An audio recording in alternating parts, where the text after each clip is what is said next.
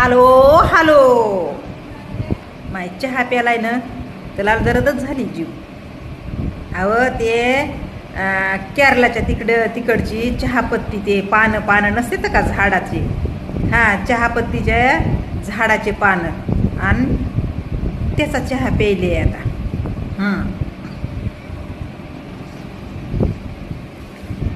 माय महत्वाचं बोलायचं तर राहूनच गेलं की दुसरंच बरगळते काही बी मी.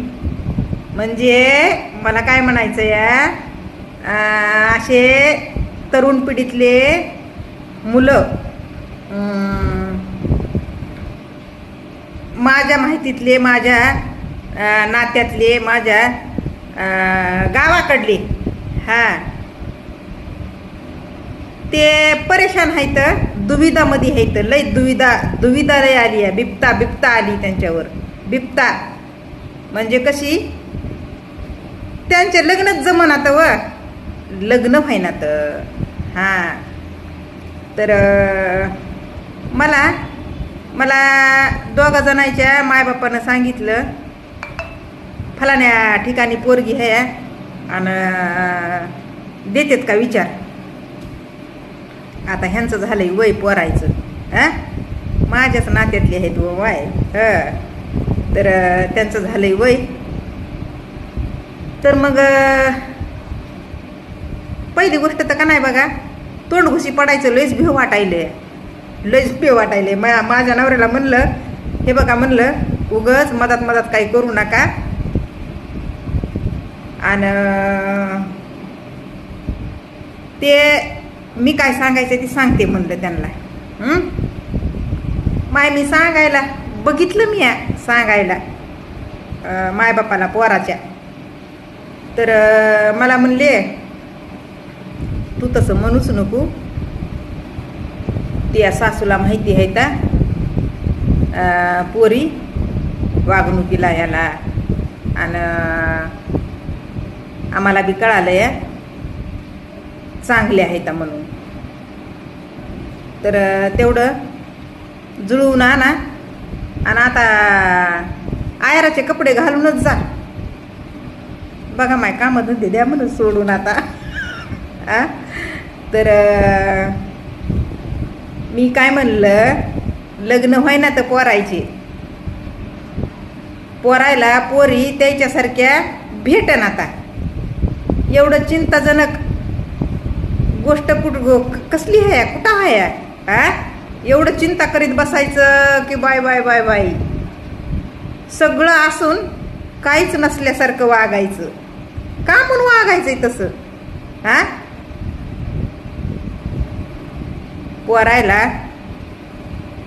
पोरासारख्या पोरी भेटल्या की लगन होतं या. आता मग पोरं कोणचे चांगले असतेत तर कोणचे यसनीबाज असतेत.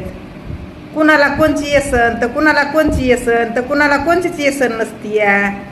तर बघा, ज्या पोरायला कोणची येसन नसती का त्या पोरायला लय पोरी बेकार मिळत आता. अनुभव आहे. लय तोंड घालायची सवय आहे आमच्या नवऱ्याला. कुणाचे लग्न जमवून देत या आणि पुन्हा तोंड घुशी पडत देतं माहिती आहे का.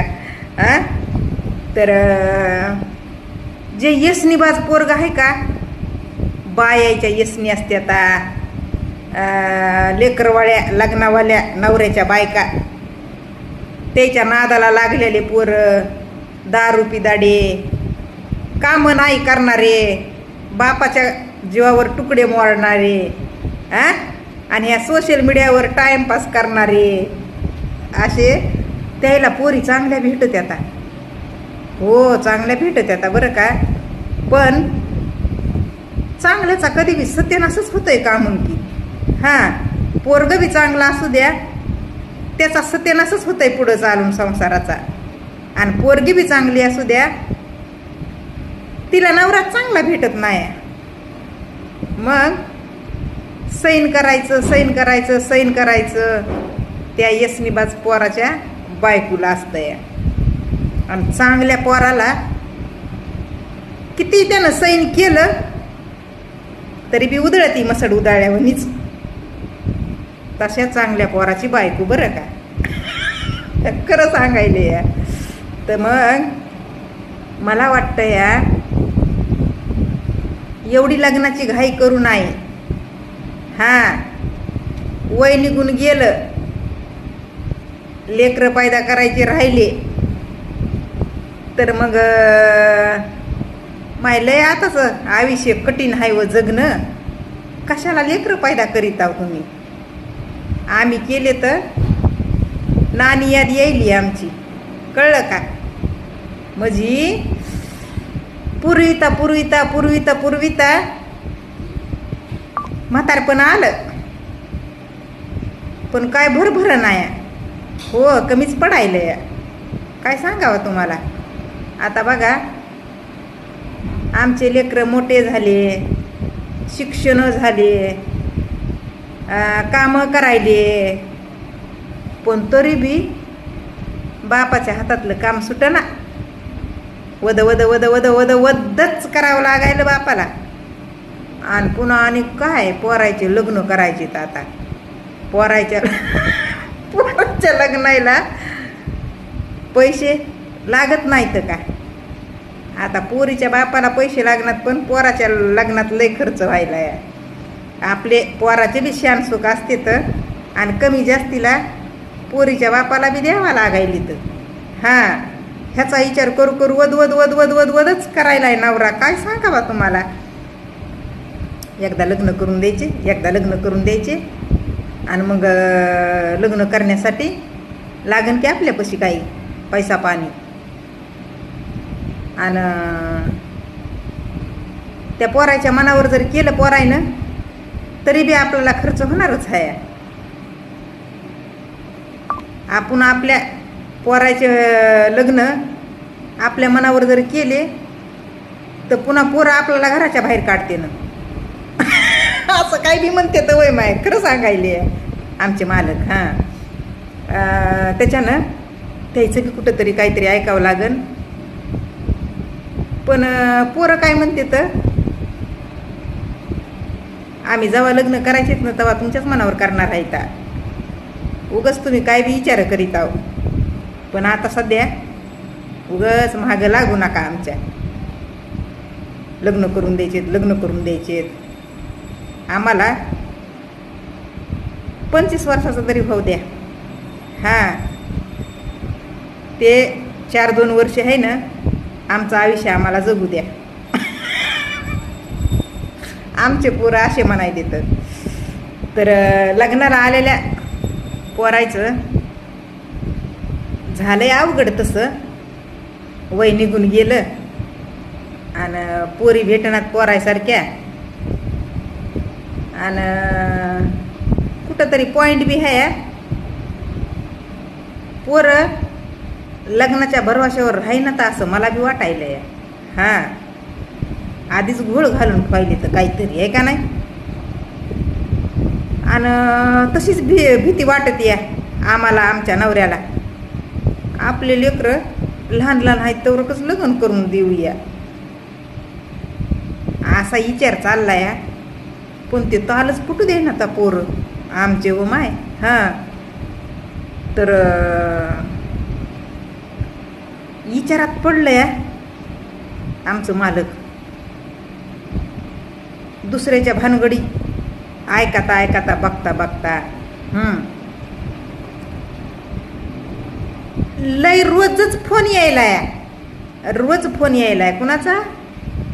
त्या पोराच्या काकाचा.